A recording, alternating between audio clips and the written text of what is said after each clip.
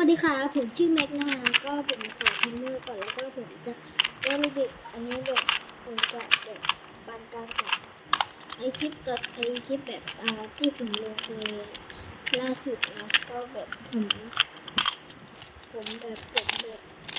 ใช้50%มาดูนะจะมีเจอกันขอดูรูปก่อน